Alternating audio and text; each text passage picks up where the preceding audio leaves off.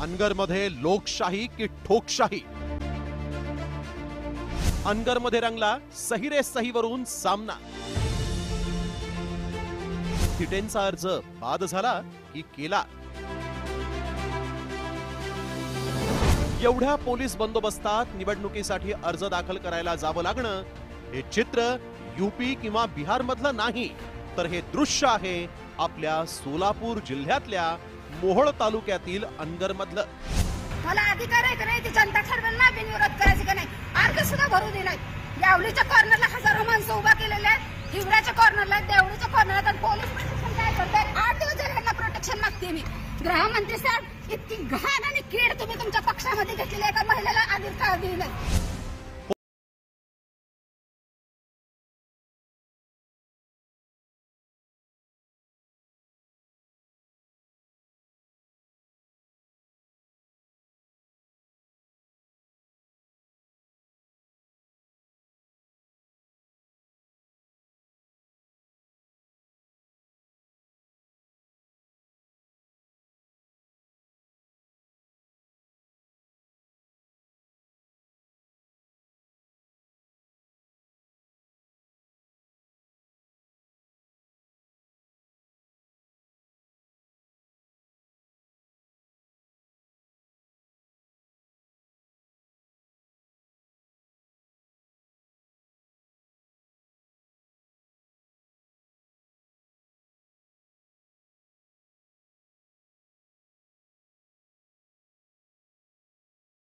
मुलगा सोबत नेला होता. आमच्या जीवाला धोका आहे. कुठल्याही स्वतःच्या मुलाचा जीव धोका घालेल.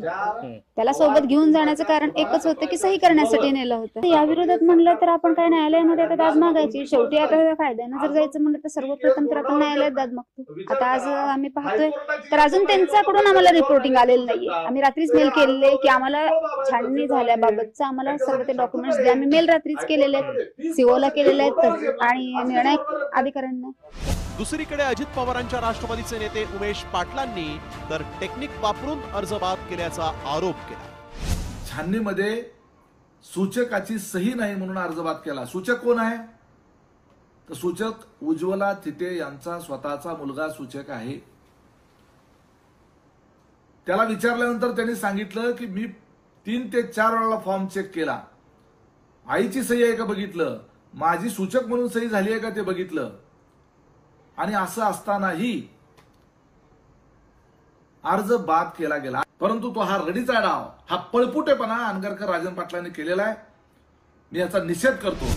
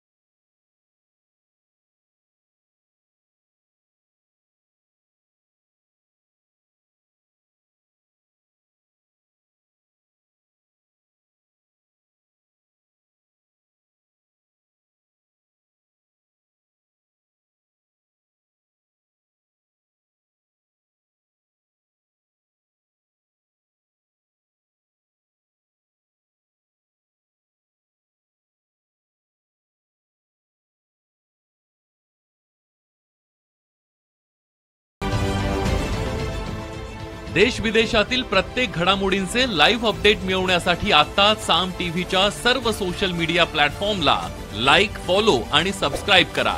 तसंच सर्व नोटिफिकेशनसाठी बेल आयकॉन प्रेस करायला विसरू नका.